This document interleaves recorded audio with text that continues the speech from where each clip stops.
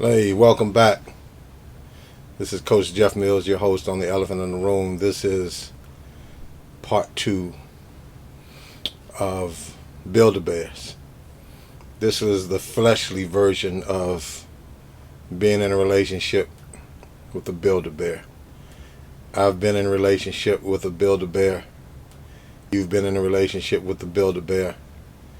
And many of your friends and family members probably still are in relationships with Build-A-Bears. All across the internet, on social media, you see Build-A-Bears. And I'm talking about the female Build-A-Bears. And for you sisters, I'm going to try my best to touch the male Build-A-Bears that you guys have to encounter. Now, I'm going to be wrong on trying to explain the male version of the Build-A-Bear because I'm a man and I don't date men and never have, never will. I've dated women, female Build-A-Bears, where this I can speak on personally. And so when I say a Build-A-Bear, the first video is still valid, but now this is from, I guess, a more practical way of identifying what the culture deems as a Build-A-Bear. I am referring to the population of women who look one way on the outside, but beautiful on the outside. They invest a lot of time, energy, and attention and money in their outward appearance, their hairdos, their makeup, their clothes, their wardrobe, their physical appearance. Many women. But upon further examination, close examination, behind closed doors, you see this person for who they really are. I am referring to the population of women who put so much emphasis on the external beauty, but totally neglect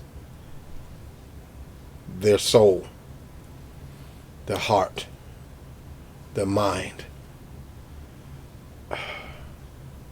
Yes, a woman can, and I know I speak for a lot of men on this one. Now when I see a woman who has a whole lot of caked up makeup on their face and eyelashes that look like clipped off bat wings, whole lot of lipstick, and now the lace front wigs that are obvious that it's not your hair. And I mean, I've seen lace front wigs that look like football helmets, motorcycle helmets with hair attached to it.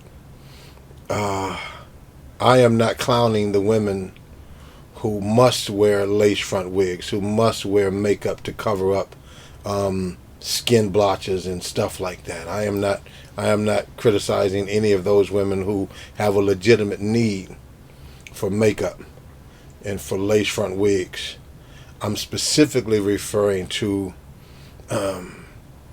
the population of women who believe that they must put so much emphasis on the external beauty that they're empty on the inside.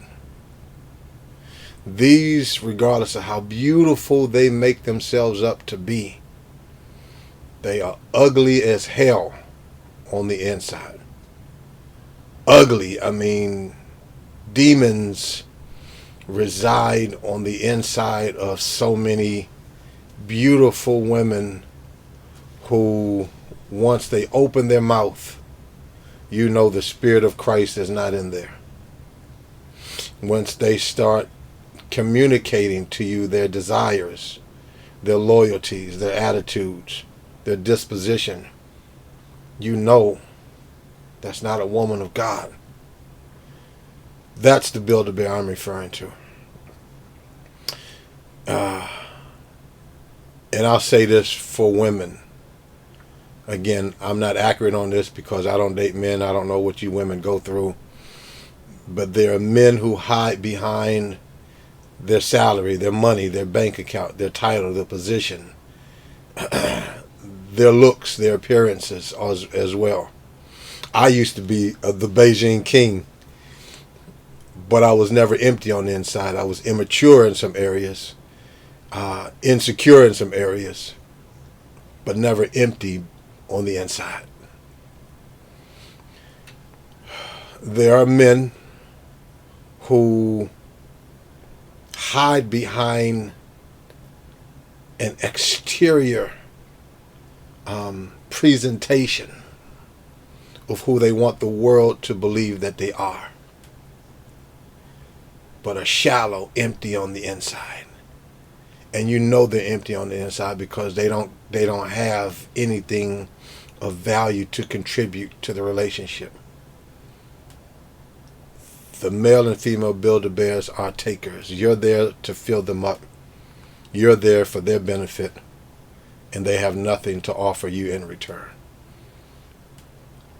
So again, for the single brothers and sisters out there, this message is not to scare you, but to prepare you for God's best. If you're in a one-sided relationship, you're with a Build-A-Bear. You're with a Build-A-Bear. That's the nicest way I could say it.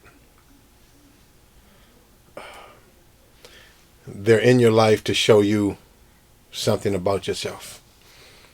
And so if you stick with me for the next 3 or 4 videos, I will get to the reason why, what we can really take away from the animals that God presented to Adam to see what he would name them, so that you can really settle your heart on operating in godly discernment, and you can be prepared, divinely prepared, for the spouse that God has for you. All right. So again, brothers and sisters, thank you so much. That is my time. I thank you for yours. And as always, remember, Jesus Christ is Lord. And he is Lord over all. All right. God bless you. Stay tuned. I see you real soon. Take care.